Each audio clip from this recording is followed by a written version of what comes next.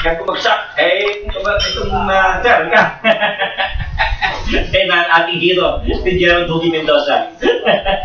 Yung aeroplano niya, aeroplano. Basta pa ko ipiping ko ako. Kaya, pagkain na bilang ko, ibig sabihin nasa lusaw mo.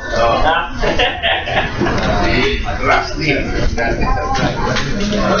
Gerald, magandang interview po. Siyempre, excited eh.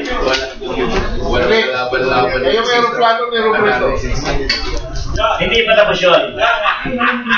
At the proper time, marami siya sa ito, may DJ si Roberto. Ganyan na ganyan siya kay Jesse Robredo. For so many times, binumura ni Noy yan.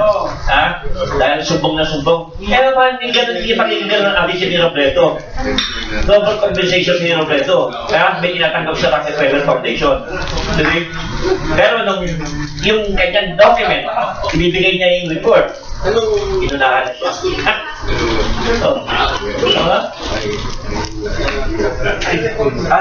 Ibibigay ka muna lang balik sa radio. Jimmy Mendoza.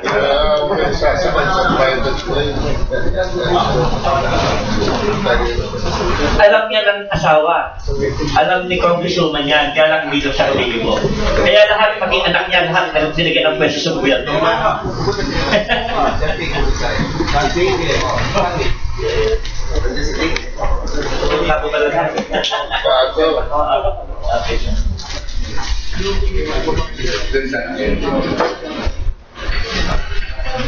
Yes, talagang Pilipinas hindi ba kaya lang tayo pinapansahan dahil they're not getting our act together. Pero once na meron tayong leader na makitayo, na mag-unite sa taong bayan, maniwala kayo.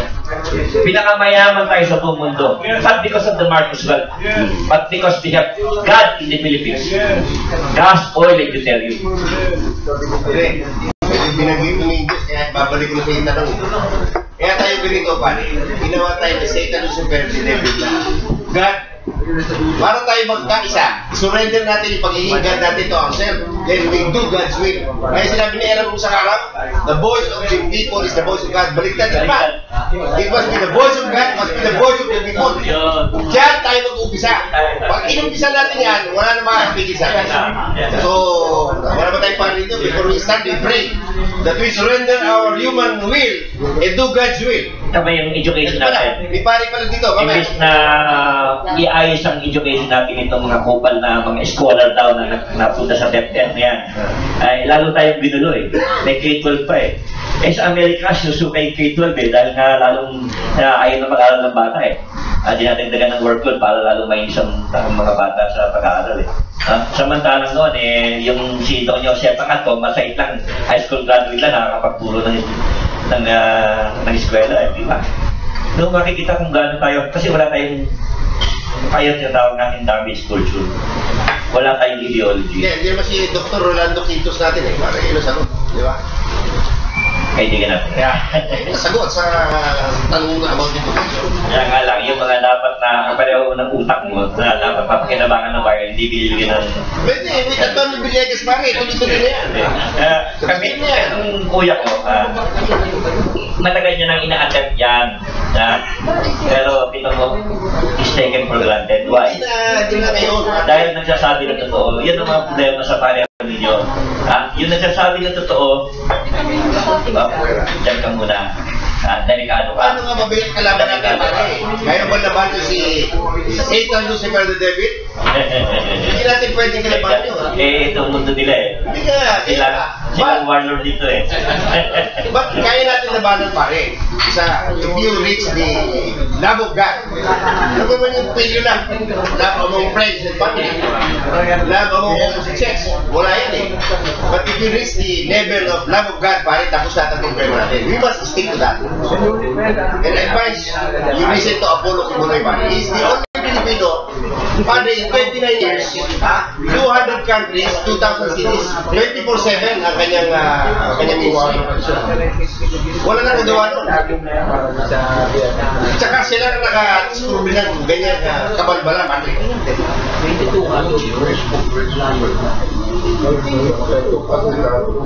Pinasa mo yes,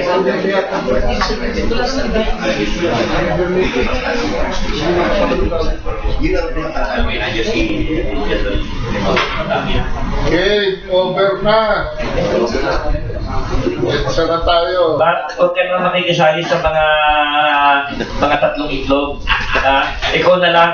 Mas credible ka pa. Tatlong itlog may mansya na yan mga yun Naku, wala na yun. Dati nung tumayo sa gobyerno yun kumita lang naman yung mga yun. Wala namang ano. We need new leaders sa hindi politician. Ang talagang pinaprogram dito after the upheaval.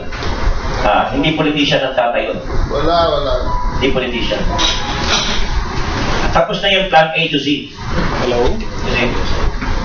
Yung dating ng tatlong ASEC nung 2 weeks ago, tapos ni Negro Ponte, saka ni Mike Stone, saka ng dalawang CIA director, deputy director dito last week. Yan ang mamasama.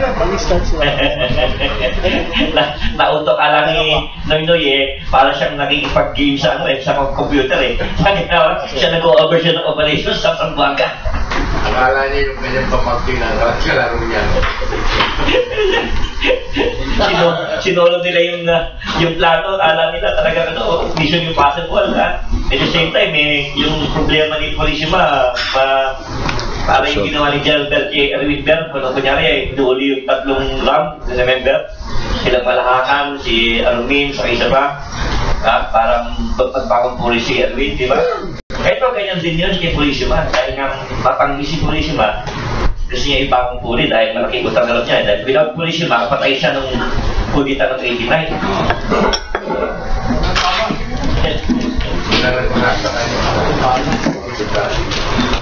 Polishima sir pala ang naging coach siya ng safety. Kaya ka, Polishima ano pa, Grandmaster pang masusi Polishima Gasol. Jomel. Welcome to baby, welcome back. Thailand ka lang hindi ka din sasama. Okay ba? Sige naman.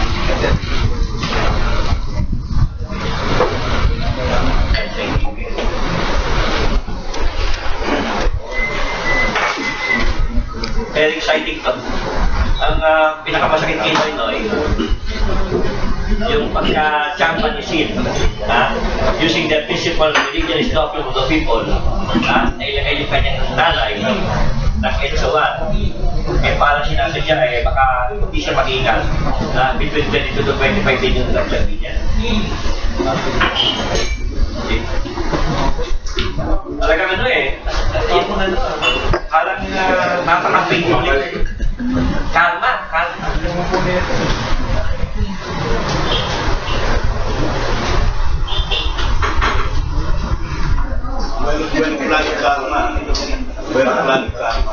Tama yung kay Tony. Walang coincidence. There's no such thing as coincidence. Lahat yan, program, scenario. Alam na alam ni Gerald Mendoza. Expert this. Kita mo, pag nagbigay ng statement si Gerald Mendoza, wala makibo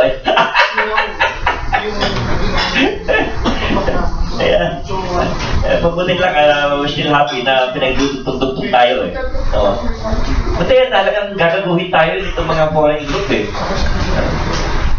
Alam?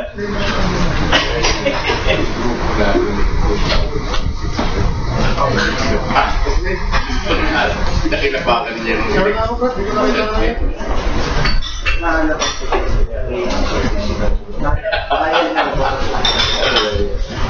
Pinabayaan nga natin kung hindi nila kasama tayo sa kanya. Bumigyan ko.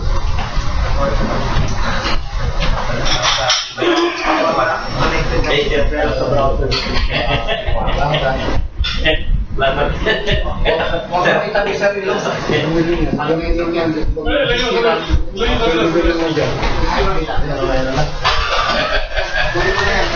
ako sabay sa likod.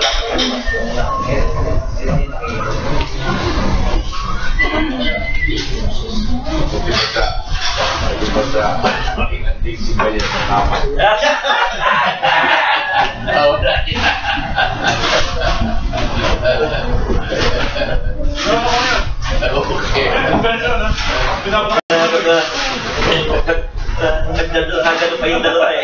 BIFF. Nakakala, nagkakukulan sa delay siya. Ayos talaga.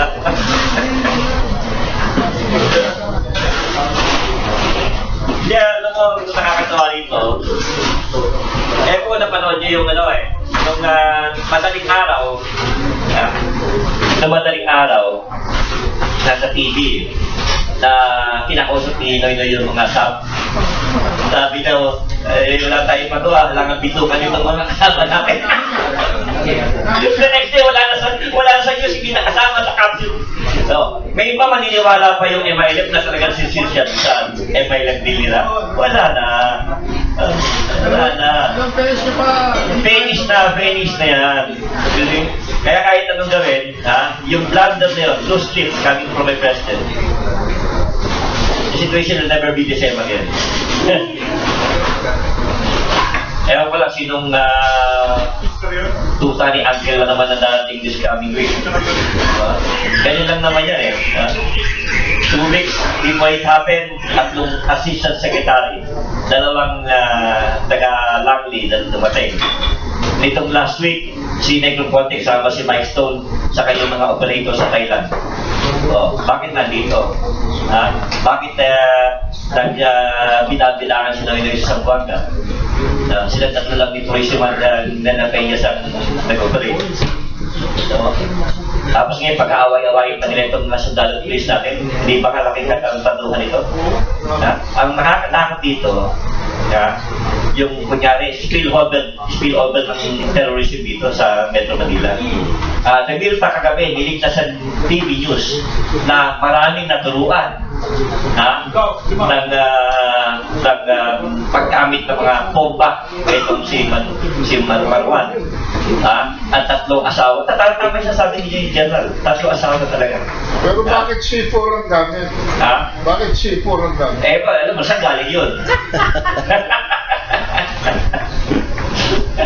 Saka yung pag-soli ng mga M4, yung mga dala na sa M4 yun kung sabi ni Iqbal sa text, conditional, pero may pressure na sa polling group. Ano ibig sabihin doon? Kung magsasoli, ilang piraso lang yan para kunyari meron silang ginawang because of the peace agreement. Okay. Saka, hindi na pinapakita sa atin yung pinagpirmahan doon sa Malaysia. Ang liwanag doon sa pinagpirmahan sa Malaysia na ang hahawak ng mga armas ng MILF ay Malaysia. Hindi tayo.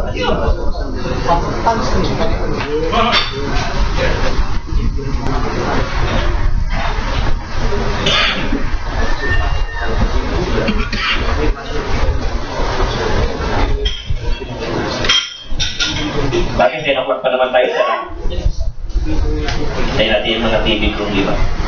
Buti maaga sa Jomel Wala, Jomel, aga mo ano nakain mo? Parang dito, nabasa siguro ni Jomel sa text na lang si Johnny Mendoza kaya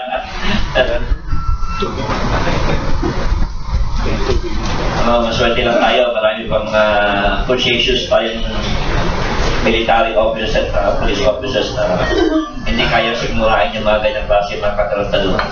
Hindi kawawa talaga tayo. Dahil kasi maraming kasabot sa mga PR saka mga ibang kasama sa media, walang konsyensya Nagpapanggap na kunyari huwag kayo magpapaniwala sa mga spin, pero siya ng mismo spinner.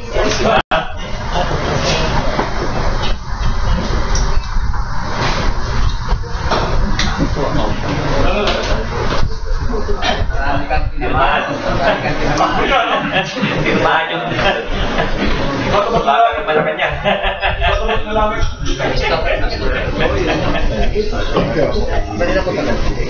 Hindi ka naman sa trabaho nito ang dali naman basahin ng galaw ng mga bawat isa dito. Pwede ba?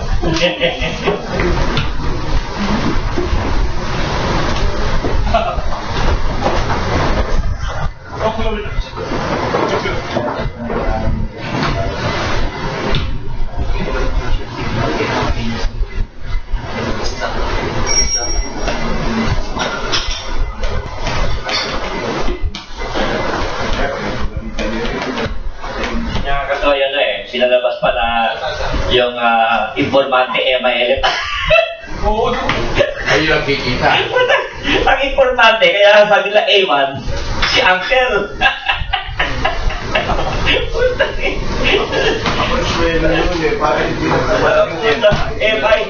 Ngayon, para lumabas na may coordination kami, may nanag-trip sa amin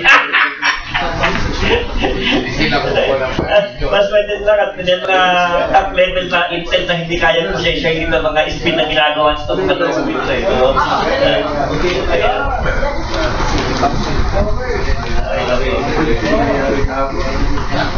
At saka ito sa aming dalawa talagang mga warlords doon, mga political warlords ang leader doon. Dahil sila ang batuan talaga ang mga godfather dyan. Hindi ito mga sila Haji Murat. Murat talaga po. Puro pera-pera lang yung mga FIDIF na yan. Puro pera-pera lang yan. Walang totoo dyan sa mga galaw ng mga yan. Halika. Nasa Kapitex ko?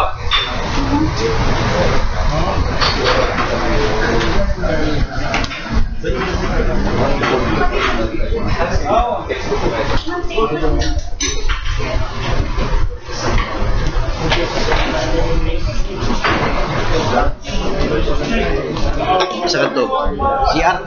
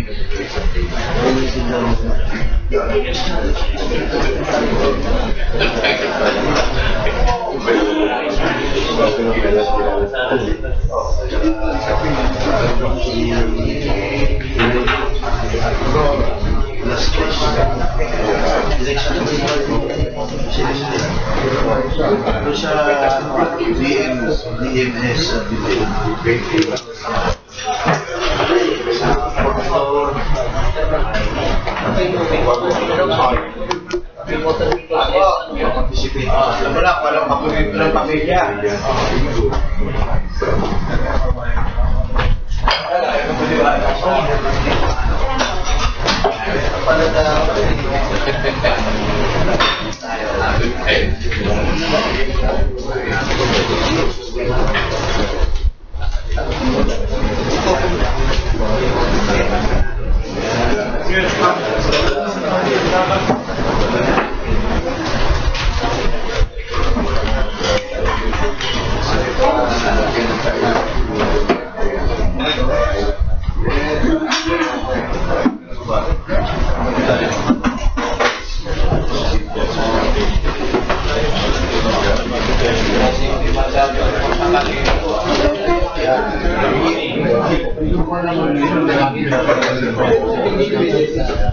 Masalo na ang $5 million.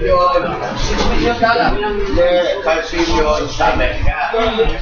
$50,000 sa Malaysia. Sa Indonesia, ayaw i-discount. Sa Australia, ayaw pa rin sa mga ay yung mga nasa yung pinalutan pa ito, may bakit niya ako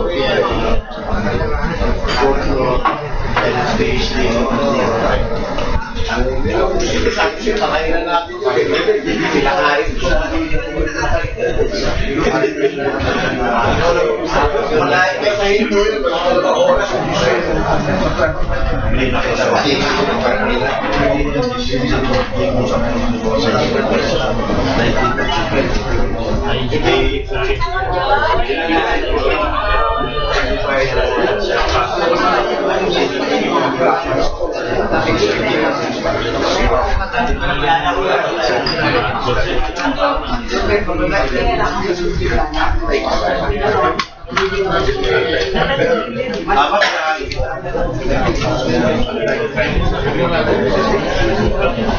apa inisip ka.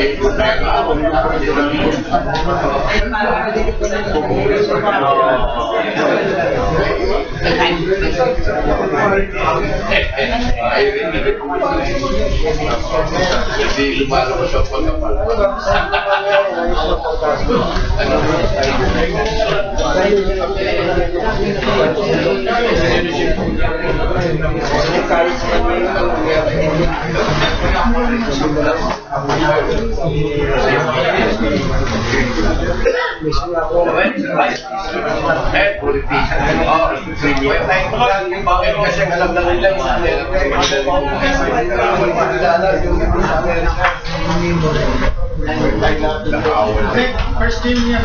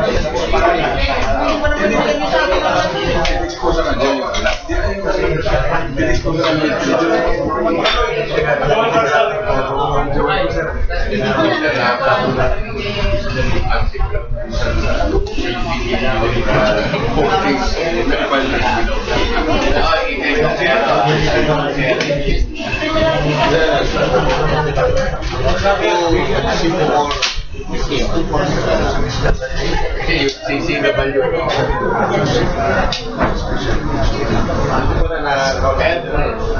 Ano yan? Nalaro mo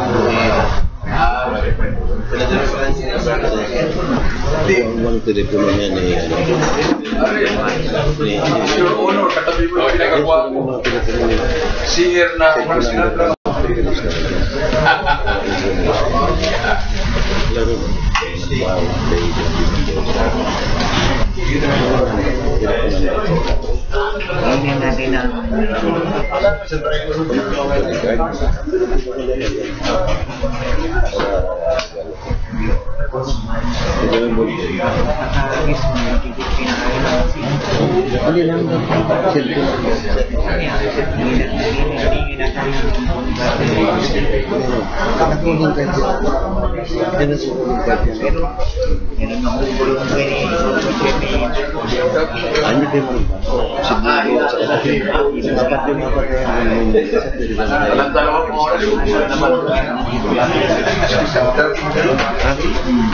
Yan ang issue. Apat na yan. Mission mo. Parang ikaw yung sakto. Ayos ba?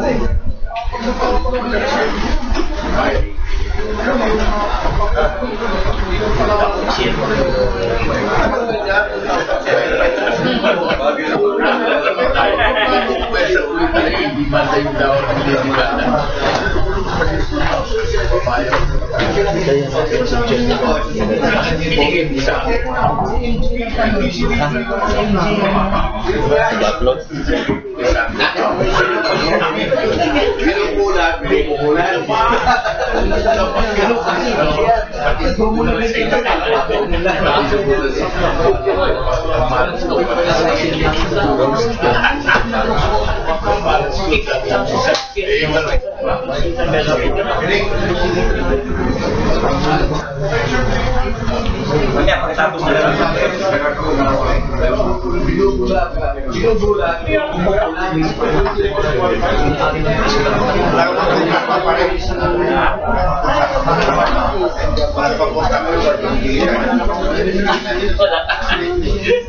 Nagtatext ka naman sa akin.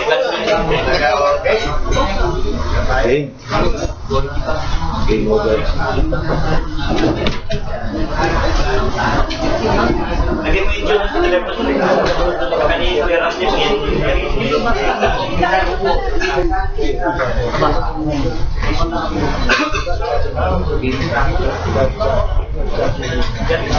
Yan ang mag-ipas dyan just in case kung ka-election. Mabait mo naman. Wala. Ang trust lang. Ang trust lang. Yung mga kawatan na nag-iinip na maging presidente ng Pilipinas, huwag na kayo sumakay doon, ha? Dahil wala na.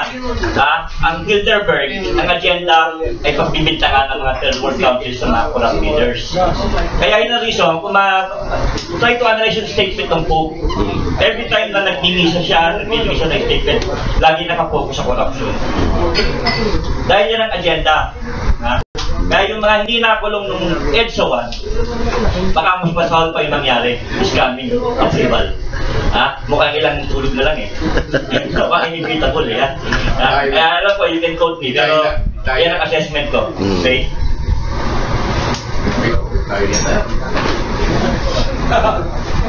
Okay, let's start. Okay, good morning friends and guests. Welcome to Friday Brief at Hotel Lebron. Today ay marami tayong topic na itatake, pero ang pinaka-importante, yung focus natin dito ay itong Mama Sopano. Dahil kung hindi natin ma-test out itong Mama Sopano, possible na magkaroon ng spillover sa Metro Manila. Dahil pag nakagabi ay nilabas na yung script na ito raw si Marwan ay marami naturuan. Just like yung sinasabi na nagkaroon ng kudita, nagkaroon ng Gringo, dumami na at nanganak na rin si Gringo. Ito kinito rin. Parang lumalabas ngayon ay dumami na yung Marwan. Tapos hindi pa sinasabi kung nandun si Basit, alam naman nila kung saan nandun. Kung talagang ilalabas nila kung saan nandun si Basit, alam nila. Both sides. Hindi lang yung MIL at BIFF, pati yung mga political warlords sa Mindanao, alam nila. Pero bakit di sinasabi? Dahil kailangan magkaroon ng continuity ng senaryo. Dahil money making good copy for money making scheme. Kaya kung di natin alam yung laro ng mga taas na ito, mahihilo tayong napapahamak in the process. Okay, sa dulo ay si Atty. John De Leon, ng Secretary General ng MAD, Movement Against Dynasty. Tapos yung ating long time friend, hindi ko na kailangan pakilala sa inyo, si Salazar, no? At I think he's now working for Senator Grace Poe. At syempre yung legendary hero na si Gerald Buggy Mendoza. At yung legendary apo ng hero, si Atty. John Villegas, nandito kapatid ko.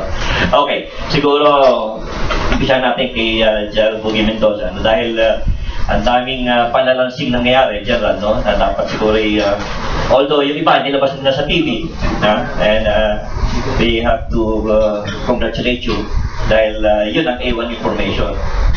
Kahit anong gawin nilang panalansi, ay hindi lang makalansi ang katotohanan na inilalabas si Gerald Buggy Mendoza. So siguro may Gerald Mendoza, can you comment more? Thank you very for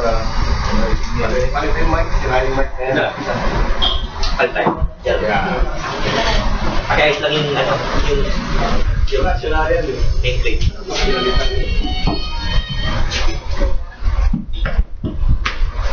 Maraming salamat Eric sa invitasyon natin sa mga media practitioners, kaya yung mga Villegas, mga panelists. Well, ladies and gentlemen, may mga nasabi na po ako earlier sa mga ibang previous interview. Pero ang didihan ko ngayon dito ay yung policy level, sa yung specifically yung build up based portion ng operation. Kasi mahirap yung mag-mix up yung tactical sa strategic content. Alam po ninyo masalaw ko na po yung monitor yung galaw ng team intelligence sa vis-a-vis OCC link or connection. Kasi you are all aware of the national security. Lakasan nga iha yung yung ayan good to. May demanding ng mga kasama sa media. Thank you, Eden. Ang hindi nandito, I believe that you are aware on the national security and public safety structure of our country.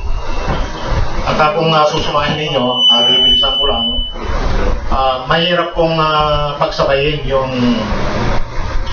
supervision sa national security aspirations sa public safety. At napakadami pong flaw. Because this structural flaw was clearly manifested dito sa fiasco na demonstrated ng usapin ito. Ang pinupuntahan ko dito, kung makikita ninyo, this will be a part of my bigger interaction with the media. We are all aware that Secretary Ochoa is the chairperson of the Anti-Terrorism Council, no? Pursuant to the provisions of Human Security Act of RA 1972. Nandiyan yan sa batas yan. So, we cannot question that But although kung ako, opinion ko, we have been palagi tayong mahilig sa council. Ever since, kasi ganito, DOJ, dito yan, kung ano, pati DEP member. And number 2, si Ginoong Ochoa, ang chairman ng AOCC. At pursuant to the provisions of the Executive Order 46, if I remember it, siya yung tinagurian na anti-SAR. Earlier, siya yung tinagurian din na anti-terrorism, counter-terrorism SAR.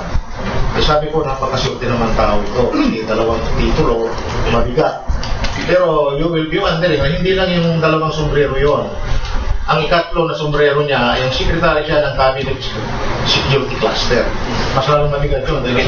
Horizontally and vertically, yung influence, tremendous influence. And fourth, yung magiging niya, yung executive secretary siya. So with that 4, gusto ko lang i-brief ito. Si Mr. Rojas, Secretary Rojas, ay member ng Anti-Terrorism Council. Member din siya ng Presidential Anti-Organized Crime Commission. Member din siya ng National Security Cluster. Ang pinaka-worst na offense ni Mr. Aquino, si Secretary Ochoa, at saka si Purisima, ay gusto nga naman magsuro pursuant to the alleged doctrine of operational security and others na kaikikan pursuant to national security perspective. Eh, hindi pwedeng gawin yun. Because nakasaalang-alang po dito yung direction, strategic direction ng peace process, and at the same time yung capacity natin, katulong na natin yung mga dayuhan ng armed forces at ng US, ay bakit nakagaroon pa? Yung nangyari, no? Kasi ganyan ang mga perception ng maraming tao. So, ang nagkaroon po ng swing, nagkaroon po ng change sa policy change. Effective 2012, kinuha na ng PAOK-CC ang management sa case operation plan. Natakin mo policy level po pa formulating body ka, kinuha mo na ngayon yung pag-screen, pag-evaluate, at pagpupundo. At gumawa siya ng isang layer. Ito, hindi pa nalaman ng taong bayan ito.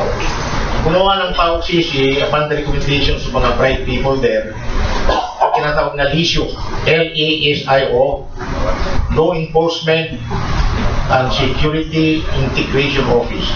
Napakaganda sa talagang kung naman yan, okay yan.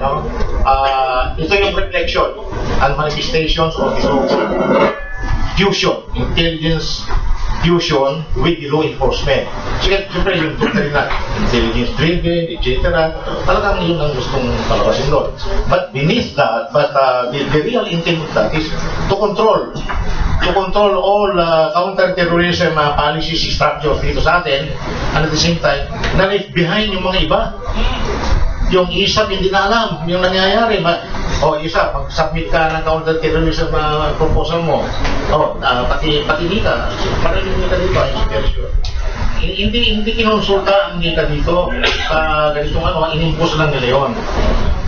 Ang isang very very clear, bakit ang Pangulo ay hindi kinonsulta ang Director General ng Nika, most especially yung National Security Advisor, para nabigyan sila ng National Intelligence Estimate kung ano nangyayari doon sa area na yun. At kung ano talaga ang character and feature ng alliance ng BIFF at Imaylet at saka alleged na po rin jihadis na yan. Bakit? Because of this, alam niyo yung pangalan ng mga case operations nila? Very directed. Oplan Wolverine, Oplan Exodus, Oplan Transformer. Alam mo, sabi ko, I talked to one of my media people. These people are very proud of using a video game camera. Di ba totoo yan? Oplan Joshua. Alam niyo yung mga X-Men, di ba? X-Men ito eh. Siguro whoever invented this plan ay parang nasa alapaap lang. Okay, Ang ganda. let's go back to the essence of this speaking. Pag-submit ng PNP-TI ng proposal, ang automatic na designation dyan ng Chief PNP ay siya yung project sponsor. Eh ngayon ay tinaspa na sa PAOK-CC yung Chief PNP naging project officer o case supervisor. Kasi kanya tinatawag nilang case operation plan. At ang lifespan ng case operation plan is supposed to be 3 months, but updated na yan. Renewal yan. Hindi naman ang strategic project ang ginagawa ng police. I should know because I was there for a long time and I sit in on this kind of directional deliberation. Well, to present to you all the violation of these things and professional management, kung mayroon kang case management o case operation plan management, there are 3 major parts o component under that. Ang una ay information management, data management. Nandiyan lahat yung information, dapat i-evaluate mo yan. What would you employ, human, civil, combination of thereof, whatsoever. Media analysis, whatsoever. Ang second dyan is yung operational management. Yun, pumalpak na naman dito sa operational management. Kaya ginawa ko nyo, they have a very, very good plan in the infiltration plan, no, scheme. However, in the extrication, it's very, very bad plan. Because they did not consider, yung response ng IMAILEC, yung response ng BIFF, saka yung mga alleged mga private ang group doon, saka yung mga ibang mga pwersa doon na actually kinship yung nagpapay sa kanila lahat-lahat. Ang hindi alam ng National Police, no? Siguro alam naman ng intelligence community ito, NISA. Mayroong sinusunod na doktrina yung special guerrilla incline na yun doon. Kasi nandun sila 105, 106 doon sa medyo malayo ng konti, saka 118. So yung tinatawag nilang MILF box. Nung narinig ko yan, about 3 years ago, ano ba yung box? Sa yung pan, gusto ko dyan, influence yan. Para pang sa MPA, parang guerrilla base yan, o guerrilla zone, this up. Sabi ko. So nagkaroon ako ng interest sa pag-aralan yung area. And meron siyang sariling tinatawag na defense system, no? Meron silang mga sentry. Kaya papasok-pasok ka doon, parang malalaman nila immediately. Ang advent of sa cellular phone and so on so forth, madali sila makapag-communicate, no? Very, very obvious siya. From what we know, talagang intricate talaga itong mga sa natin. Hindi lang sa naging police ako, pinupuri ko sila. They have to be decorated with Medal of Valor kasi mantakin po ninyo 10 to 12 hours under facing a superior number of large enemy or combat forces. They withstand the pressure. Ang sabi daw ng isang tingin dito, I don't know kung si Babalina, sabi ng hindi, sabi ng ano, no retreat, no surrender. Karapatan nila na magkaroon ng medalyang Medal of Valor. And that would be a record in the nation's history. 35 young men exhibited a gallantry and intrepidity at the rest of their life. Yan dapat ang panawagan ng Aquino, anti-Aquino forces. Hindi lang recognize yung bravery dito. Dami-dami ng rituals yan, naghalay ng buhay, so on so forth. But I'm looking only at the tactical perspective because I used to see it on the PNP Awards, Board of Decorations and Awards. Kaya alam ko yung criteria na dapat silang bigyan. And it is a strategic error on the part of the Philippine government kung hindi sila i-recognize na naroon. So, yung policy na yun, na nagkaroon ng shift, nagkaroon tuloy ng opportunity ang PAOK-CC to review everything, no? And you might have heard about this Philippine Center on Transnational Crime. I was one of the few lucky officers then in 1999 ako naging director ng research dyan. And noon, nung panahon namin, we are not supposed to conduct operation, we are only on the policy level. Pero kung minsan, that is our error, I'm now admitting, we used to recruit informant and conduct operation in partnership with the local police. No? Supposed to be, yung kumuha na kami ng ano dyan, hindi na dapat mangyari yan. But it was repeated because si PCTC is under the supervision of the Executive Secretary, the PAOCC. So marami pang mga officers dyan na dapat ay maging accessory sa tingin. Ano?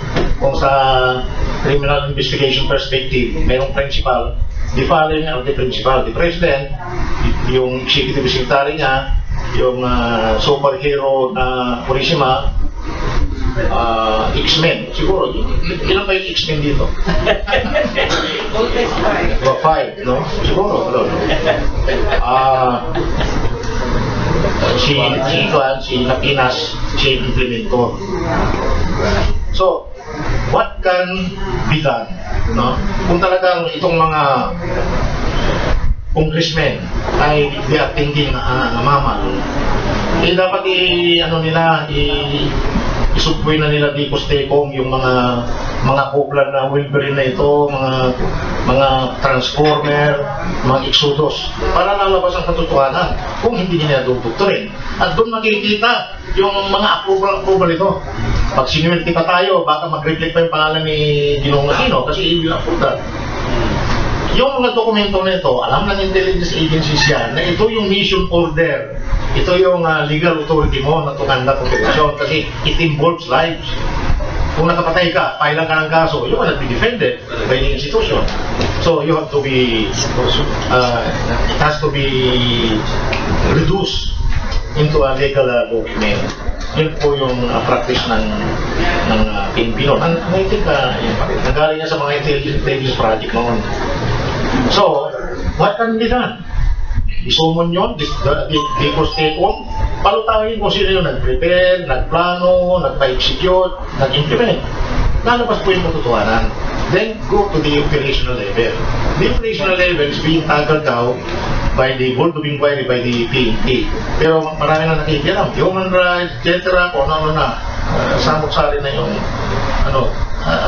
for me, ang comment ko dyan, I still uphold the creation of the independent commission. No? Pero ito na naman, medyo sabi ni Eric, tama yun. We heard the information ay yung mga spin-doctor ng mga ganyan. They are trying to intrigue between the armed forces and the PNP. Nahalata ng PNP information yesterday na hindi naman nila pinapatulan. So, alam po ninyo, noong mga previous quarter, palaging binabansagan ng PNP na fence setter o jumista. Yan ang tag sa PNP. Sa ngayon, my estimate is that they are not fence setter. Look at what happened on the quick mobilization ng Philippine National Police Alumni Association saka joined by the sub-families. Napakalagay agad. And nag-respond agad din yung AGPO. Nag-take na yung fake AAA, pero mukhang nahihiya yung Philippine Military Academy Police Chapter. Kasi meron yan. Parang nahihiya na hindi magbigay ng statement. No? So, kung makalmanes ito, lahat, I think that there will be some problem. Dahil lang sa, siyempre, maraming nagtatanong sinong ipapalit. Kasama pa si Bines sa pag-resignin. Pag nag-resign itong dalawa nito, sino ang papalit dyan? So, everybody is amazing. Eh, sabi naman ng iba, revolutionary government. Civilian military junta. But, ayon sa informasyon, Mr. Aquino will not because iba yung mindset niya. We have to forgive him. Iba yung mindset niya, military responsibility. I hope we want that assessment. Sa ngayon, sa nakikita ko, sa naririnig ko, sa naobserbahan ko, daming tawag sa akin. Dito na nga, madali nang magbubat itong telephone ko. At sir, ano ba yung gagawin niya? But hindi niya alam. Mayroong isang officer dyan. Nagalit kasi pinaypas din siya. Maybe you are not aware that the Philippine National Police Special Action Force ay directly under the Directorate of Operation. Directly under yan. Hindi nababanggit yan. Wow. Kaya yung mga operation sa office na to, grabe, parang natula lang sila. Sobrang blunder. This is a colossal blunder. Although medyo nababalansin ng terrorism ng ating mga police, it is not worth. I told that Jimmy News yesterday that ang Kiting Marwan is not the future of counter-terrorism in the Philippines. It's not the future. Look what happened to Bin Laden. Continuous ang terrorism all over. So, dapat, bakit nakakagano'n? Maybe Mr. Eric, my friend, is always good with that. Ayaw ko kasi magbigay ng comment kung wala akong personal knowledge, hindi kayo nag-isip talaga. Pero, when you talk about US troops involvement, we are all aware, public knowledge yan. Mayroong Joint Special Operation Task Force ng US hanggang sa Kalarian. I've been there, I know that. No? Siguro hindi niyo alam, o alam niyo na, hindi lahat, ang 84th PNP SAP is one of the elitist company. Train niya ng kung anong training yan. Nandun mismo kasama niya yung mga advisors ng mga Amerikano sa Kalarian. Kaya nga sila yung nakatasan talaga na assault force. Kinainin nyo na napakbakan na sila, talagang maneuver nila, nakaligtas nila. But we sustained 9 held in action. Siyang agad ang patay sa kanila. According to the SAP version, taka yung aming PNP, kinat nila na yung kasi that is a standard operating procedure. They were trained that. At the same time, babagal yung movement nila. Kasi ang concept ng commando operation sa ladies and gentlemen is quick insertion, quick exit, under table. Kaya kung nadili ka dyan, you will be facing a greater risk. Dahil sa pagkadili ka dyan, wala na. Kaya nadili sila because of non-mastery train. Wala silang mga ibang provisions na wala silang program. Kasi mga komando wala silang player. But the most erroneous thing that what happened, and this is beyond their control, is nagkaroon ng failure, total failure, yung leadership, yung tatlong principal doon, yung Troika, to assist. Anong magiging reaction ng anong magiging reaction ng ngayon may mga lumalabas na because of reward nag-aaway sila. Nandiyan na headline ng nag-react. Ngayon may article si Miss Julia Alipala ng Enquirer na because of this money. But we also received information ng institute namin na mayroong isang informant na control ng email na siya nagsabi na that is the worst thing. Ito yata yung ginagamit yata kasi ang doon to speak of it. Ito yata yung ginagamit ng Taoxisi. It's very very sad. One thing na na-expose dito at parang kakaya tayo is until now we don't have the forensic investigation capacity. We will always request FBI, CIA, Mossad, but long time ago, nandyan, Fuel Crime Lab Laboratory, funded by the Japanese government for a long time. Pero ngayon, wala tayong DNA capacity. It's true. And I will start with that. Because I have written a policy recommendations before, being the National Detective Manager Supervisor. And I noticed that bakit hanggang ngayon wala tayong forensic investigation capacity because of corruption. Wala nang iba, wala nang ibang palaging paper yan. Purpose ka ng mga program, pupunduhan, mamaya wala na. Hindi sa pagmamalaki, nandyan yung file ko. I propose the abolition of the Kuplan concept and instead replace it with the C-Plan, Case Investigation Plan, na magiging authoritative kasi ang kaibahan niyan, you are looking already for witnesses and that is prosecution oriented. Yan ang maganda. Kaya nandiyan yan. My friend, General Lumibo, approved it. Noong panahon niya, sinapraktika namin, tinaibog namin yan. But when I retired, the Kupla was system was maintained because short-lived, madali makakuha ng pera, madali na i-maneuver yung Congo. And ayaw pumayag yung Directorate for Intelligence na i-transfer ang supervision sa DIDM. Para palagi threat is may pera. Kung ito gumagawa naman yung para mawalan kami. So, ayaw, hindi magkasundo yung DI at saka DIDM. Nasa DIDM ako, akong deputy. Kasi kaya sinabi ko kay General Lumibo, hindi na Calderon, supported that. Ang dami-dami na papilot, I don't want to specifically elaborated, pero ang daming nasusunod. Kasi, hindi lang sa human yun. Kinakailangan magkaroon ka ng sources na handang mag-testify o yung pinupuso yung undercover operations system. Intelligence-driven term, it's a mixture. Pero look at what they have done. Biro mo yung chief mismo, yung case supervisor, ano na yun, no? Yes or no lang siya. Even the president, yes or no, or Joa.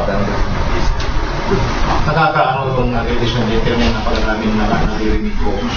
Kasi nagkakamali yata tayo lahat eh. This is not Aquino government, this is Ochoa government. Tawa na lang ako. Ochoa government pala ito. I was stupid na ngayon ko lang na. Very clear na yan. Very clear pala, ngayon ko lang na. Very clear. So, maybe mamaya na lang mag-questionnaire. Thank you, General. Ang liwaliwanag na nangyari. Pero, nakakatawa dito sa makakalokohan na to. Sabi nga ni Kanoe, read my lips, stupid. Try to analyze yung statement na nagagaling sa Washington, D.C. Ano sabi? Very clear. FBI did not say that Marwan is dead. All the FBI said was that the finger is that of Marwan. Okay? Tapos, since yesterday, buksan nyo yung, i-google nyo yung FBI. Ano sinasabi? Nandun pa rin, na meron pa rin reward ng 5 million for Marwan. Why? Dahil buhay pa si Marwan eh. Itong kalokohan, hindi pa pwede. Dito mismo, sa lamesang ito, natin ipinakita, mga few years back, ang real photo ni Marwan, si Patek, kaya nga nakuha si Patek sa Indonesia because of that photo that I gave them. Saan galing yung photo?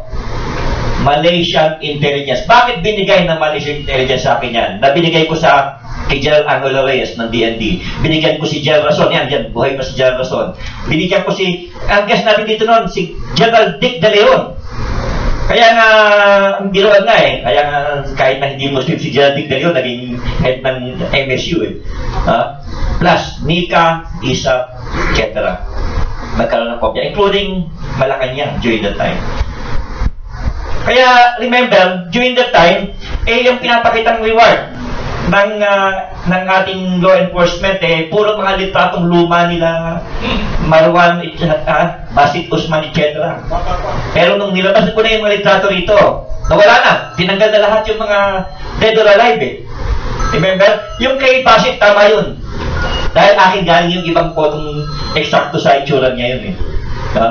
Although yung nando sa mga TV ngayon, talagang galing sa latest intelligence profile yun.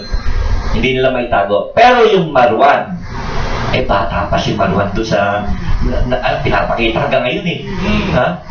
Yung si Marwan kasi edad na natin. Mas bata lang ng konti sa akin nun. So, yan na lang questionable eh. Kaya dapat tayo sa media, huwag tayo magpagamit. Kasi, let's face it, nakakalungkot masabihin, meron nagagamit sa atin. Alam natin, hook, line, sikat. Lalo na pag sinabi ng puti na, eto ang totoo. Hindi na bine-verify ng iba eh. Sana kung kapalos na ni General Buggy Mendoza na kahit sabihin, yan ang totoo, dino-double check niya. Hindi. Tingnan mo yung nangyari na yan.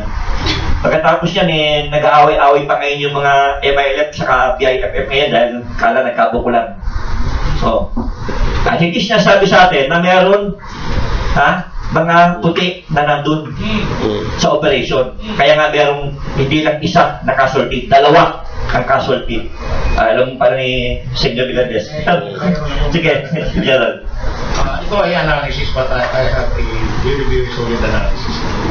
Noong kinamagahan noon, tapos yung hapon na yata, nag-issue ng SMS report ang DRMN, PRO. Very clear yan. Ang casualty is 49. Ngayon, kung titignan nyo, tapos bigla na wala yung figure na yun, naging 44. Saan galing yung, saan napunta yung 5? No? Ito yung sequence daw. According to information, siyempre meron tayo mga sequence. Nag-land lang na yung chopper na apat na Caucasian. Pero verified daw na American na forces, no? Sundalo. Nakita niyo sa TV na may dala-dala sila na body bag. Right, di ba? Nakita natin yan, body bag, pero dala. So, inilulan yun sa chapel. After that, ang official count is 44. It's open. Kaya balikan nyo is yung internet. Hindi pa masyadong napansin niya. And according to another source, actually 51 daw yun. And ang unang report, yung umaga pa lang, sabi, kawawa yung yung sak, nabarok, may kasamang 8 CIDG. Sabi ko, so, nasaan yung 8 CIDG na yan? Hindi CIDG yun. Mayroon naman yung mag-speculate. Siguro alam nyo kung ano yung sinasabi ko. Hindi, posibleng US personnel. Posibleng sabi ko lang, kahit na ito. Pero kitang-kita yun. Official na report yun, SMS. Tapos 49. Naging na-reduce sa 44. Yan natin 5 na. Alam niyo yung position ng Special Forces Squad, 8 yan. Yan. Comedian errors talaga. Hindi lang yan. Hindi nga nilabas na yung yung meron daw, diba, sa TV. Ang hindi pa sinasabi, yan pa, is pa yung mga out of the blue. Noong nagkakakuha na ng mga sundalo, kang bumibigpig sa mga sundalo natin ng Amerikano hindi local naka-uniforme pa kahit na tinanggal yung pangibabaw, yung babae, nakapatig na pan-jungle ang ulisang dito ay yung bigla nawala ka na yung statement ni Noy Noy kagabi, talagang very clear na talagang pinatay yung istorya. Remember, tayo mismo lahat nakapanood nung after doon sa wake ng Ecological Service ay pumunta sa SAP yung presidente. Ano sabi niya sa mga SAP? Wala tayong magagawa. Puro halang ang bitukan ng mga yan. Paano na kayo natin masasabi maayos pa yung peace process dito? Alam na ng MILF na ganun pala ang thinking niya sa kanila. See? So, ito mga blunder na to, tayo lahat ang nakapektuhan dito. Kaya, ang advice ko sa ating mga kaibigan, tayo magtakipan dito dahil at stake dito tayo pare-pareho. Dahil ang pagkakamali ng isang tao ay damay tayo dito, whether we like it or not, lalong-lalo na, meron na tinatawag na laying the predicate. Anong laying the predicate? Na nanganak na raw yung maruan. Marami naturuan ng paghawak ng mga baril, pati babae, at etc. Pero ang nakakalungkot dyan, pati yung GMA7 ginawang katawa-tawa ng kakalungkot. Siguro kaya kagabi si ating kaibigan si Mike Rodriguez tumalma kitang-kitang. Kasi ilang araw na nilalabas si Jun Veneracion na sinasabi ng MILF na hindi yun. Sa yung nakalabas sa dyaryo, saka yung sa TV na maruan, hindi yun Tapos yung isa naman, si Haji Morad, hindi, ito nakatakip yung mukha. So, which is which? Okay, pakinggan naman natin itong ating kaibigan, si Tony John Villegas. Tony. Alam niyo, si General Mendoza, siyang advisor ng Citizens Crime Watch sa pamumuno ko on intelligence and anti-organized crime. It appears that the government now is an organized crime. And we need anti-crime organization like the Citizens Crime Watch as a solution. And then that's the reason why the Citizens Crime Watch on February 22nd is going to organize a motorcade, anti-organized, anti-terrorism motorcade, because we believe that to remember EDSA, you must not only look into its political implication, but the incursion of the organized crime syndicate in government. Alam po ninyo, kami po nila General has been involved in so many anti-crime campaign. As a matter of fact, I'm sad to say that General Rene de Villa and myself as President of the Lapiang Manggagawa, we organized the Reforma LM in 1998, and later on was one of the leaders of the EDSA 2 to be able to destroy allegedly organized crime under ERAP. And through the help of labor and the military and the police, we succeeded in EDSA 2. We were able to dismantle what was allegedly an organized crime, only to usher another organized crime headed by Gloria Macapagal. Now, we have allegedly a presidential anti-organized commission headed by Ochoa, which instead of campaigning against organized crime, has organized crime itself. From what you've heard from the general, it's very clear that the methods being now implemented by government are those that are being done by the mafia and other criminal syndicates in other countries. And that's the reason why I look into the sacrifice of my grandfather and the other heroes of the past. My grandfather, General Miguel Malvar, was the last general to surrender and was the head of the revolutionary government during the Philippine-American War. Wala pong ginawa si Malvar kundi labanan ang mga puti. At ako po, the only descendant left of a national hero who is still in the forefront. I believe that ang kalaban ko pa rin ay mga puti.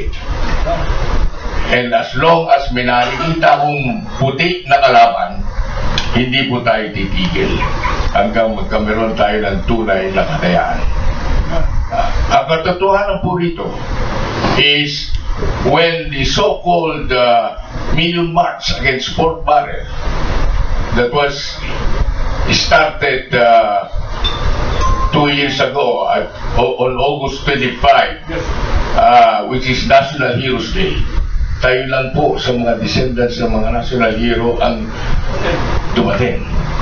At ang sabi ko po doon sa 300,000 who attended, na pag hindi ihinabla ni Laila de Lima yung mga tulisan ng mga senador at mga congressmen, within a certain period of time, ang Citizens Crime Watch sa maghahablit sa mga yan. And that's exactly what I did. I beat the gun on the Department of Justice right here when I announced that I'm filing a case against 5 senators and 23 congressmen. And I'm very grateful to Eric for having given me the chance to announce it right here. And true enough, 5 senador at 23 congressmen. At when Napoles in his added affidavit identified 100 congressmen and 18 senators. Again, I was the one who exposed the names also here in this room. So, yun po ang revolusyon ng mga Malbar ngayon. Hindi po tayo pumapatay ng tao katulad ng grandfather ko who caused the death of 40,000 Americans during the Philippine-American War. Ang problema po ay si Malbar ay sumurrender sa Amerikano. Ako po, isa doon sa mga kalaban ni Malbar, a certain Jesse Pascal, who was a captain in the cavalry of the Americans, stayed in the Philippines after the Philippine-American War, got married in the Philippines, and captured the granddaughter, captured the grandson of General Malbar. Kasi napangasawa ko po. Okay. Kaya si Malbar sumurrender sa Amerikano, ako po sumurrender sa Amerikana. Ang problema po ay nakalaya na si Malbar from the clutches of colonialism. When I go home, I'm still under the imperialist rule. But that is joking aside. Kasi kung hindi mo gagawin sa biruan itong mga nangyayari sa atin na kawalang yaan, masisira ulo mo. Mabuti sana kung pareho tayo nung isang member ng Congress, kahit na nasisira ulo, sometimes kailangan natin. Kasi kung walang mga sira na katulad noon, walang guts na magsabi ng katotohanan. So, there are times na kailangan din natin ng praning. To say the truth. Kasi ang mga tao, pilminta ko, dapat maging sira ka muna bago lumakas ang loob, to say the truth. But that's the beside the point. The point here is that's why I'm here with my friend, Secretary General of the Movement Against Dynasty, sapagkat ultimong barangay is now under dynasty. Ang kapitan, ang asawa niya, ang kabit niya, at lahat na... KB. Oo, at pati KB, kaya yan, KB is the school for future corrupt officials. Kaya dapat talaga wag na ibalik. Diyan tinuturuan ng kapitan kung paano magnakaw ang mga between 16 to 18-year-old. SK. Hindi SK. SK, oh. Diyan natututunan lang. Kaya tingnan ninyo yung mga pinailan ko ng plunder cases, many of those were former SK. Doon sila nag-training. Isa na yung kaibigan natin, hate to say, but he was SK, that's why he's now facing a plunder case on the water war. So, yung mga Alpores ni Napoles, puro SK yun. Oo, yung mga Alpores, puro SK. Oo, maniwala ka. Talagang, bago ka napunta kay Napoles yun, ha? Mga Alpores ni na Jok Bolante yun. Puro SK yun. Kaya, because that is school for corruption. Eskwela ng korupsyon, kaya SK. Ano ha? So, that's why we have to get out and really move fast on this. Kaya ako masaya kasama ko itong Matt, and then kasama ko si Rusty, the great Carlos Salazar, the only one who came from the screen that is a real hero. Hindi lahat na galing sa screen, real hero lamang. Ito real hero. Okay, thank you. Thank you, Atty. Villegas. Bago ko bigay sa iba, no? I would like to acknowledge the presence of my manong Oliver Lozano there. Ayun, mabuhay ka. Yung aking long-time friend, si Elsie Fajardo, Atty. Fajardo, yung aking barkada, yung popular na artista natin, si Amay Bisaya. Ayun. Labas mo yung ulo mo, partner.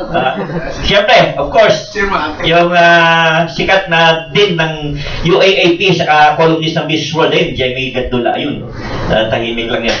At siyempre, yung aking boss, si chairman ng ating balitaan, si Junit Ban, editor-in-chief ng Manila Bulletin. Where are you? Nawala. Nandun. Nagtatago.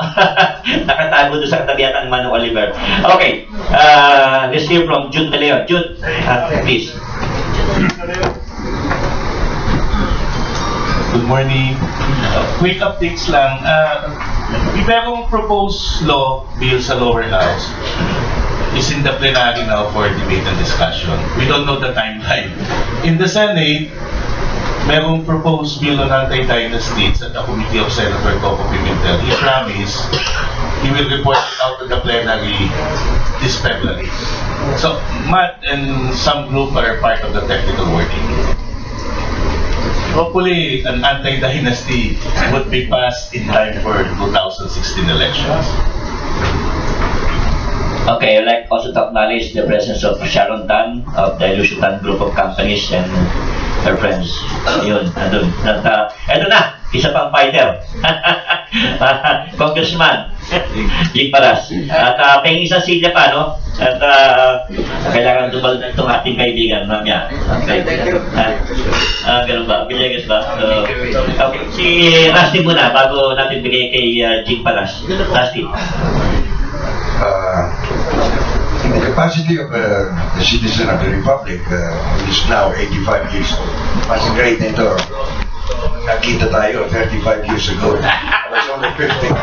But I would like to thank you for acknowledging my presence and the good General here who gave a lecture and a pragmatic approach towards intelligence. And my very good friend, General Manuel Villegas. Ang observasyon ko kasi sa buhay ko, kapag may problema ako, when I have a problem, I get away from the forest of problems. And I am now saying that there is a litany of problems that we have to be very, very aware of. But we must analyze the gravest problem that is confronting the country.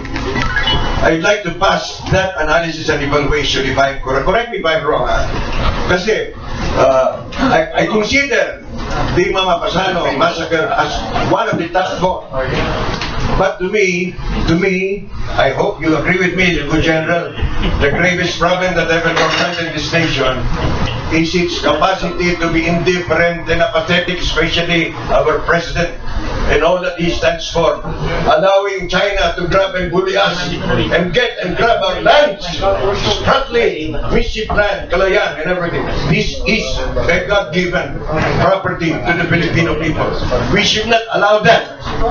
Ang nagsasabi sa kanila, sagot ko, abay, paano naman tayo, walang kaya laban sa Egypt, marami sila. Ang aking nasa ulo, sabi ko, Lord, ano ba ito? Are we now cowards? Are we going to give back to a country who has never won a war? Historically speaking, hindi sila nanalo kahit anong gera. Inukupahan sila. Pero ang Pilipino, ako po ay nagtitiwala sa katapangan ng Pilipino. Umpisahan ko kay Lapu-Lapu, hanggang kay Rizal, hanggang kay Bonnie Serrano, hanggang dito sa 40 na mga kaluluwang nawala. Matatapang po tayo. Pero ang ating po presidente, ewan ko po kung ano po ang tawag sa kanya. If you can call me, your ears are soundless and you put your palms around it because you do not like to listen. You do not like to use your sense, the sense of vision.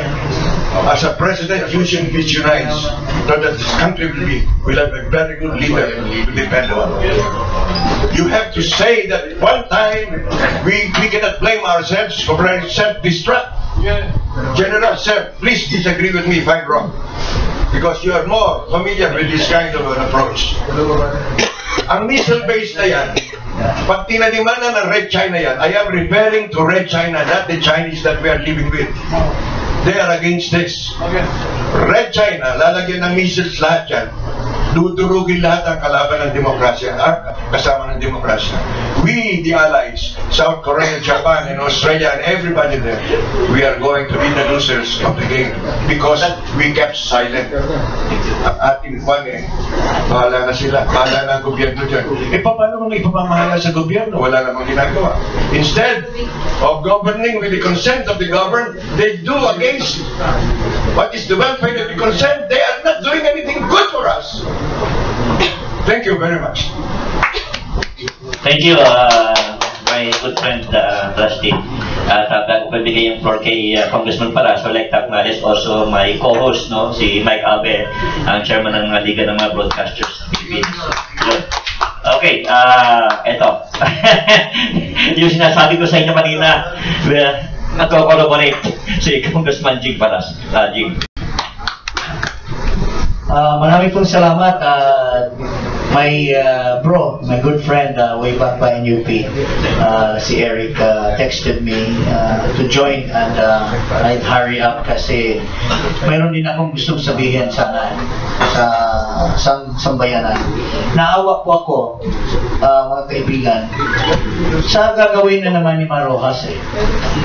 He ordered the PNP, in fact narinig ko lang kanina sa interview ngayon, kasalukuyan, si Gerald Servo, na pinabibigyan daw ng kopya ang mga widows or relatives of the victims sa findings ng NBI tungkol kay Marwan.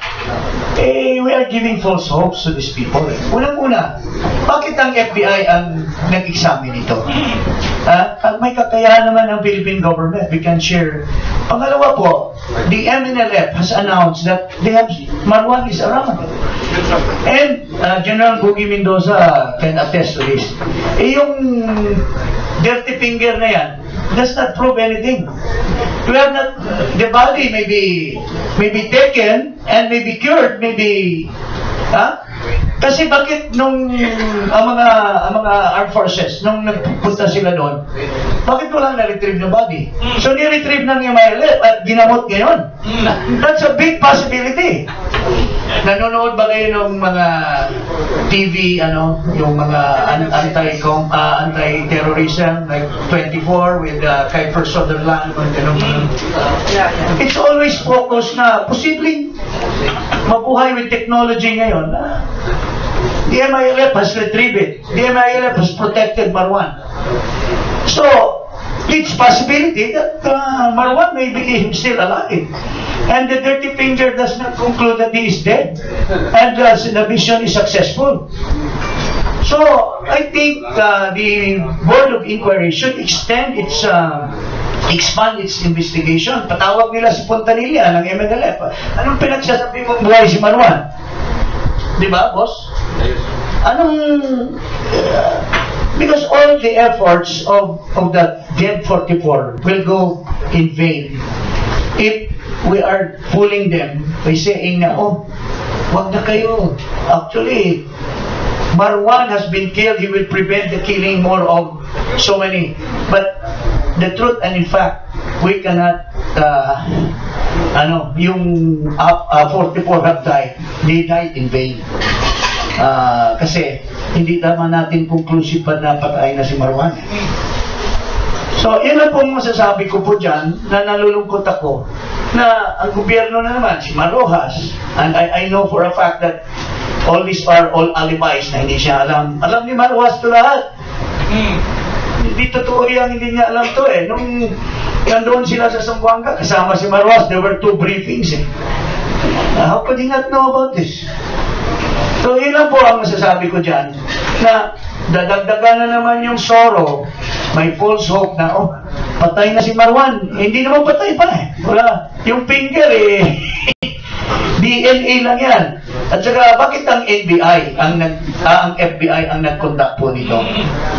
Maybe we can ask General Mendoza later kung wala bang kakayahan ng Philippine government to determine whether this DNA, Pangalawa, there was a talk also that the Americans were involved in this.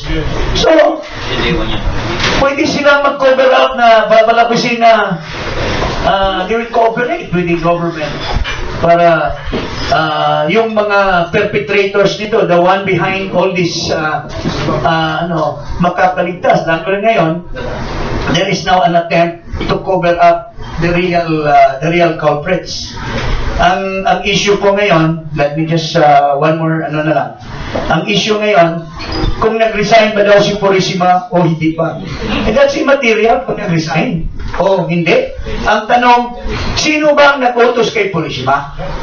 Kasi ganito po, sabi ni Napeñas, he was taking orders from Purisima. Bakit why is he taking orders when he knows already that Purisima is suspended? So therefore, mayroon pang, alam ni Napeñas na mayroon pang 3 pang tao dyan. Kasi hindi naman siya, susunod ba yan si Napeñas kung alam niya suspended si Purisima? So there is a possibility that Napeñas also knows who is ordering Purisima. Di ba? Logic will dictate us. So there are now a white noise that's going on, and I hope the Filipino nation will not be fooled by this kind of thing, my dear friends. So yun lang po masasabi ko. Yung bago bigay kay Gerald Mendoza, no? Actually, despite sa pressure ng Malacanang, inilabas pa yun ng Daily Inquirer sa page 15 last Wednesday na very clear doon sa statement ni Napeñas na silang 3 lamang ang nakakalam ng top secret. Noynoy, Purisima, and Napeñas. Very clear yun. You check it out sa page 15 ng Daily Inquirer. Kaya yung information na since day 1, 26, ay talagang tinuturo agad ng mga ilang opisyal si Noynoy. Okay, Gerald Mendoza, please. Meron akong inalalag doon sa sinabi ni Congressman para hindi na idea. Alam ko na yun yung meron mo kaming system noon sa Presidente i-check thoroughly yung telephone call exchange ni Pinoy kay Purisima to Napeñas to Pinoy. Pagkakaalaman din yung link, most especially yung mga oras ng mga alas 2, alas 3, alas 4, alas 5, yung mga paano na yun. Hindi ka na-deny that because that is on record. Pwedeng pasukwe na ng sino mang mag-imbestiga dyan. Legally, ang Kongreso o yung Senado, States Navy, isang yung mga service provider yan nakikipag-cooperate. Just to show to the people that they cannot escape the responsibility. Magkakaalaman talaga yan. But we have to be very careful here. Yung mga telepono nila talaga malaman natin. Yung number. But dapat hamunin sila doon. Kung hindi sila maging transparent dito, marami silang tinatago. Because I have heard na umuusok ang telepono niya Purisima sa Pinas ng mga alas 5. Ngayon, they have to synchronize that with the President. Kasi hindi ito speculation. Verified naman na nasa sa si Ucho lang yung principal na naiwan sa Manila. So pag verify yung cellphone records na yan, matatakot sila dyan.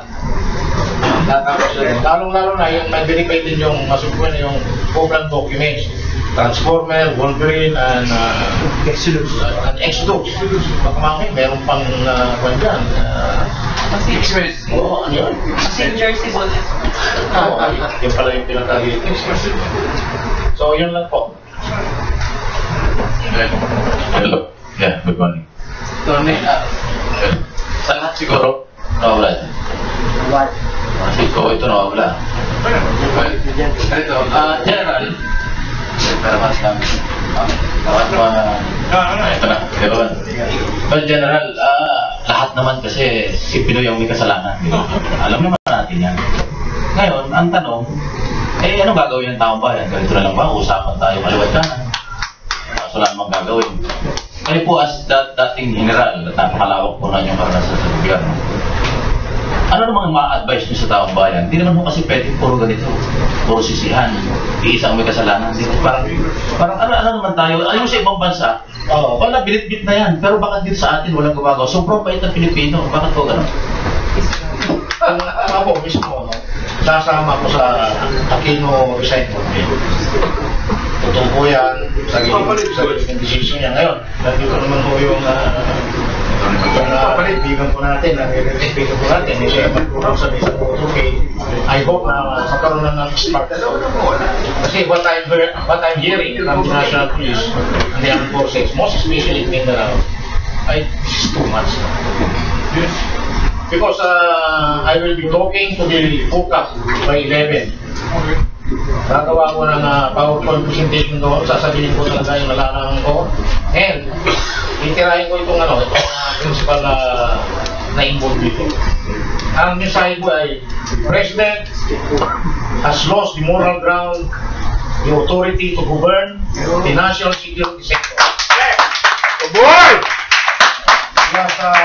Is incompetent that will put into higher risk ang national security sector.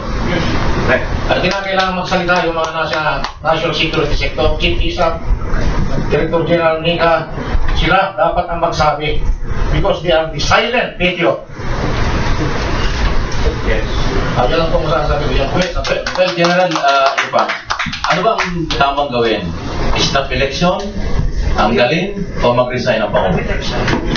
Resign ang Pangulo, napakadaming claimor po ng voting up of revolutionary government. Then, all Filipinos talaga dyan magpaparticipate. Kasi kung mayroon pang nakikira na tutulong sa Pangulong Aquino, they are already un-Filipino. Hindi na sila Filipino.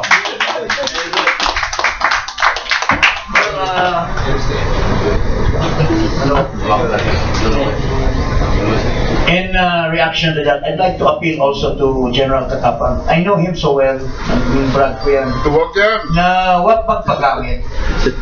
Kasi yung pagtatakip niya kay Presidente na kinausap daw siya 2 beses, so chain of command na daw yan, it has already.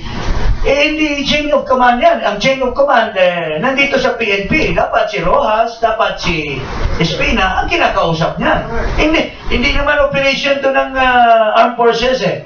So paano magkaroon ng chain of command doon? Pangalawa po, there are now PR people working to capitalize on the statement of General Katapang. I've heard certain commentators dyan sa isang network na, tama pala, si General Katapang has to... No, if indeed, sinasabi ng ating Pangulo kay General Katapang na, you coordinate with PNP, which he did. But that's not the end of it. The PNP was not informed kasi hindi na binigyan yung information si General Katapang. General Katapang said na wala naman coordination eh. Because when he met in December 23 with the PNP, there was no information given to him. Blank wall pa rin ang nangyari. So, in that sense, wala talagang coordination. So, I hope General Katapang of the Chief of the Armed Forces should not allow himself. It is very true na they were really out of the loop in this kind of game. It was purely PNP, and ang nasikita ko dito, si Noynoy Aquino, parang ginagawang lokohan lang yung pag-usap niya kay General Katapang. Kasi ang instruction niya kay PNP, kay Deles, ay, sige lang, huwag mong pasali yung armed forces na nandito lang tayo sa PNP. Yun actually nangyari, my dear friend. So, tama yung sinasabi ni General, but I also appeal to people like General Mendoza na magsalita na rin sila. Because I spoke with Archbishop Cruz. He told me na marami na grupo. Ang kulang lang daw, Cardinal Sin to unite this group. Sabi ko, Archbishop, ikaw na lang mag-Cardinal Sin, maski hindi ka na masyadong makalakad, because it's important that there's a rallying point at this point of our time. So, thank you po. May scoop ako sa inyo. Hindi daw nag-resign si Policeman. Paano yan? So, then this will be another, yung sa Department of Health. Pagka may gusto siyang tanggalin, papalabasin nila nag-resign na. So, para mabilitan mag-resign. So, laki ng problema talaga. Okay, any other question? Si Mike. Sige pala to. General Mendoza, sir.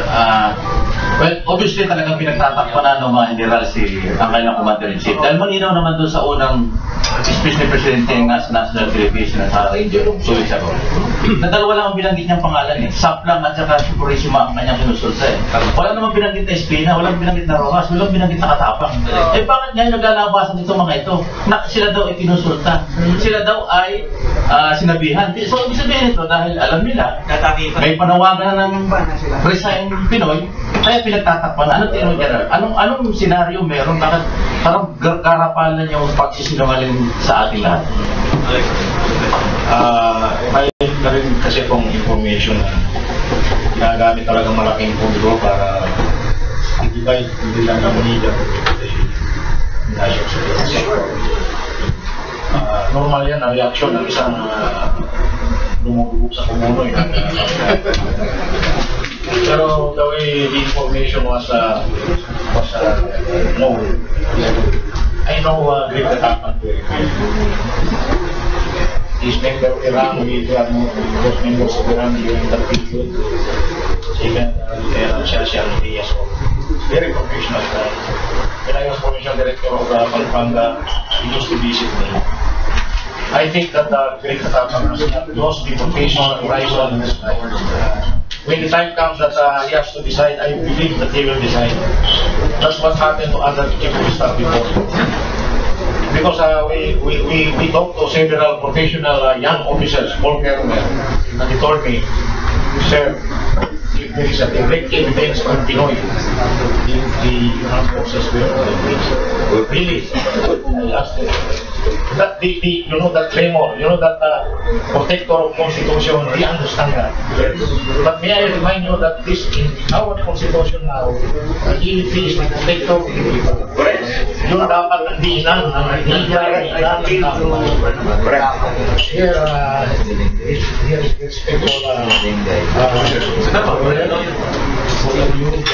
I think you know what I'm napakainit naman ang sitwasyon.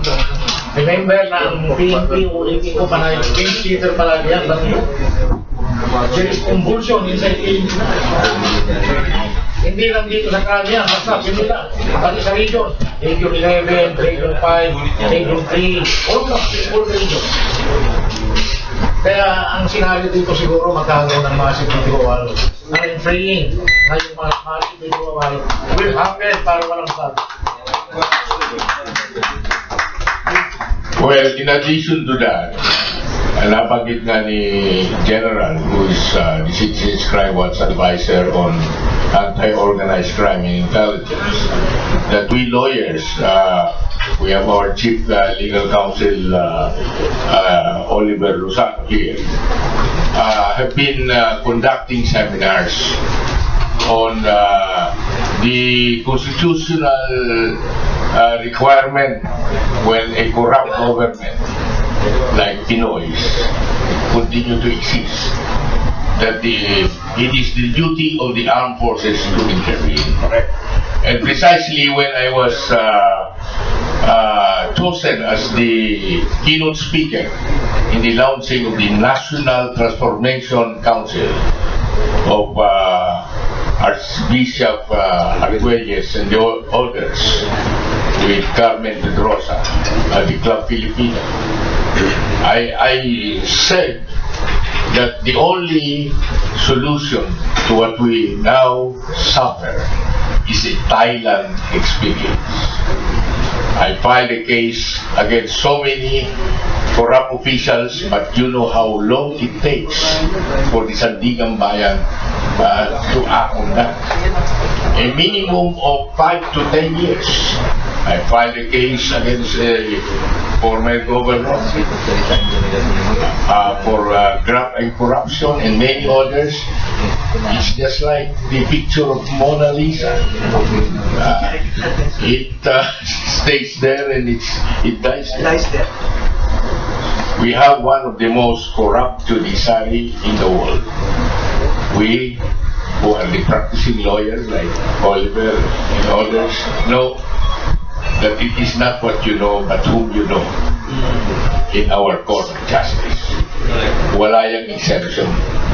hanggang sa baba, hanggang dumpo sa kaduluduluhan ng itaas na babayaran. Naging MBA. Yes. May backer ako. Kaya may maswerte lamang because of the people's wrath. Maswerte lang po kami, nananalo kami against PDAP and DAP. But if there were no people's wrath, wala yan. Matagal nang ligtas sila dyan sa PDAP. Matagal nang maraming petition na itinaas na dinidismiss on the theory of separation of power. Ngayon lang, because of the people's wrath, napilitan itong mga tao nito. But then, I would say, we have Oliver, many other lawyers.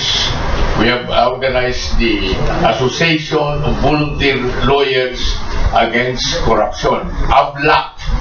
We have 200 lawyers who's now tackling corruption in government.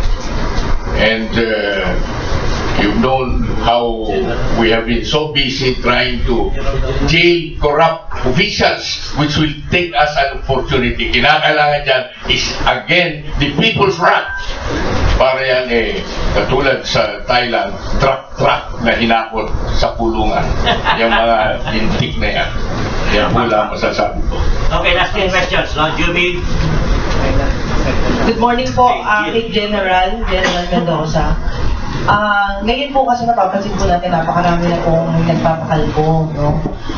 Ito po ba isang pag-aaklas ng ating mga mahal na kapulisan, or meron ito po yung sympathy lamang kasi ayon sa ibang mga eksperto na kausap ko, ito po yung parang senyales ng pagkakaisa ngayon na, sabi ka naman. At sa palagay niyo po ba napakalaking problema po na merong boundary amount na kung saan parang ito yung lumalabas na makakasira ho yata sa ating mga kapulisan. At ako'y naniniwala sa sinabi ni Kong na tila nalilis tayo ng impormasyon kasi iba-iba sa dami ho ng mga spekulasyon ng iba nating mga kabaro, parang dumadami ho yung problema lalo. So sa tumbok po niya bilang isang dating General ng Pilipinas, syempre po mas alam niyo po yung tungkol dito sa mga ganitong merong mga reward. Ito po ba'y nangyayari talaga noon pa, hindi lang ngayon? Matagal na pong kalakaran itong bounty system na ito. Even na hindi case nung nasa naman po, fortunately, nakinabang din natin yan. Din po yan, yung reward yan. Mayroong advantage yan, mayroong disadvantage. Ang disadvantage niya, itong mga panahon na ito, tamad na yung mga tao na mag-supervise ng isang intelligence college o case operations man kung walang reward. Kaya malaki po yung yan, dapat mabuhay yung sistema na yan. And most especially, itong mga high profile targets na rin. For me, mayroon akong sinulat doon na hindi dapat high value targets lang, kundi yung network, disruption and dissemination of network. Yung dapat ang rewardan. Hindi yung individual. Kasi yung sinabi mo na Calvo, that is already a manifestation of silent protest. Silent protest na yan. Meron pang grupo ako na nag-ausap, wala nang silang pundo. Mayroon mga ex-cadet ito, no? Ex-PND cadet, ex-PNA. Gusto mag-suot ng inverted black ribbon. Gumagawa sila ng mga kasi wala pa naman lumalabas sa mga leader. These are calculated manifestations. We are ready to participate in activity. Ayaw kong sabihin na hindi will activity. Kaya siguro maraming lawyer dito, maraming mga bright technical people dito. I think you are aware na nag-create ng Special Investigation Commission ang Imayle. Meron rin proposal na Truth Commission. Meron dito, ano na yata, siya. With the citizens right once, another Filipino talaga mag-isip ka, Filipino talaga. Siguro, Eric, Congressman, pag-isipan natin mabuti ito, isang idea para me, pero hindi ko naman masyado, hindi ako abogado, I'm humbly to talking ko na may nabot sa mga bagay na yan. Why is it is it possible na mag-create tayo ng Citizens Investigation Commission para i-submit lahat ng nalalaman natin para ipakita natin dito sa gobyerno ito that the citizenry is prepared. General, sa ganitong pagkakataon ko walang pumalaman, sa inyong opinion lang, hindi na ako mag-aantalibin pa.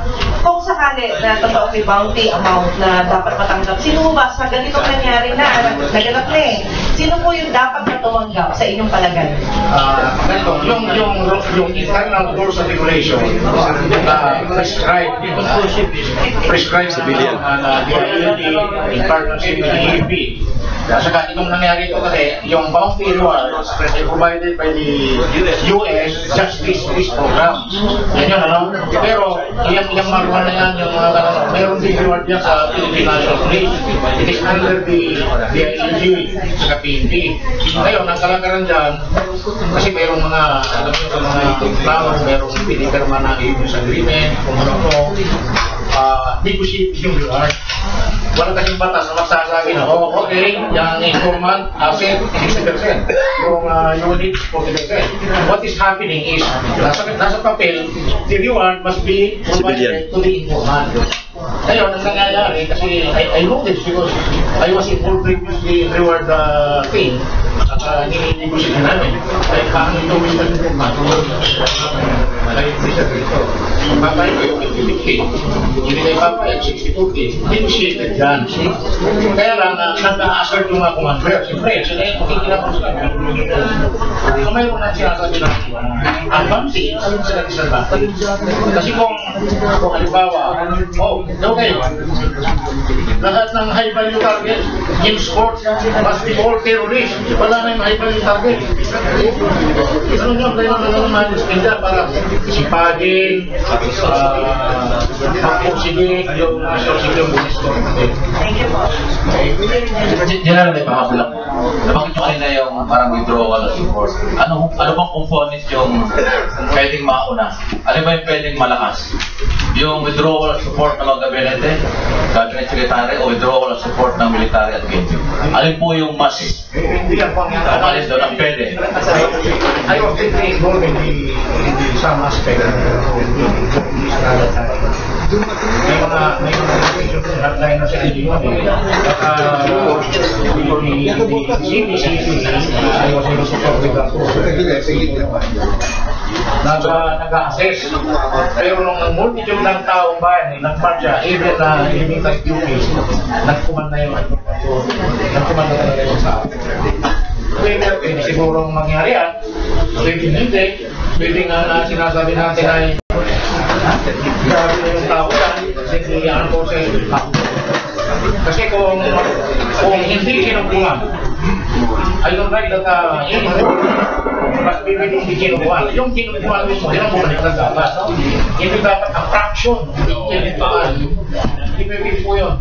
Kasi kung ang fraction ng kinukuhan, manggagaling yung mangyayari yung RAM noon. Hindi na part of that. Hindi inside. Mahirap po yun kasi fraction ng kinukuhan, manggagaling laban niya. Pero yung nangyari model kung sa hirap, bumalik ka doon lang siya, hindi everybody. Pero niya, pati pulis. Hindi na kami bungasip yung hindi na bigla na siya. Pero with this, I don't believe yung this trial na mayroong trigger charges. Pag yun na yung nangyari, yung impeachment process. Yung this ito, grabe ito. Aminin, di ba? Okay, last question from Jill. Sige po.